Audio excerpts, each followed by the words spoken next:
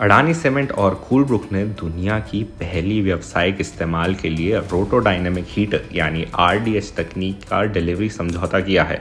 ये समझौता आंध्र प्रदेश के इंटीग्रेटेड सीमेंट प्लांट में हुआ है। ये कोलब्रुक की RDH तकनीक का पहला औद्योगिक पैमाने पर उपयोग है। इस तकनीक से अडानी सीमेंट के नेट जीरो गोल्स 2050 तक हासिल करने में मदद मिलेगी, जिसे SBTi ने मान्यता दी है।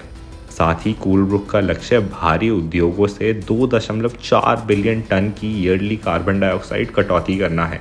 ये तकनीक सीमेंट बनाने की सबसे ज़्यादा प्रदूषण करने वाला हिस्सा कैंसिलेशन को कम प्रदूषित बनाएगा।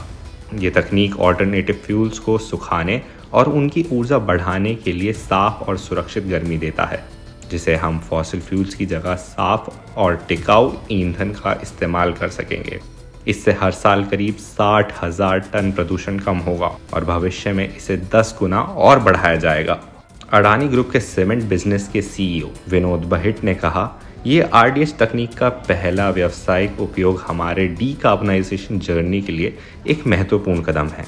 इससे हम फॉसिल फ्यूल से क्लीन एनर्जी की ओर तेजी से बढ़ रहे हैं और कम कार्बन वाले सीमेंट उत्पादन का नया मानक स्थापित कर रहे हैं।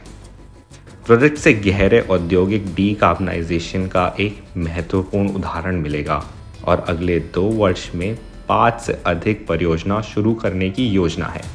RDH तकनीक से अडानी सीमेंट के उत्पादन में AFR alternative fuels and resource material का 30% उपयोग और ग्रीन एनर्जी का 60% हिस्सा 2028 तक बढ़ाने में मदद मिलेगी।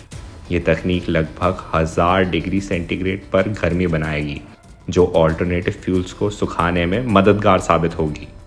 कोलब्रुक के CEO जॉनस रोरामलो ने कहा कि अडानी सीमेंट के साथ ये पहली फैक्ट्री परियोजना हमारे लिए एक बड़ा और नया कदम है। हम चाहते हैं कि RDH तकनीक को उन उद्योगों में अपनाया जाए जहां प्रदूषण कम करने में मुश्किल होती है, ताकि वहां भी साफ और बिजली से चलने वाली तकनीकों का इस्तेमाल हो सके।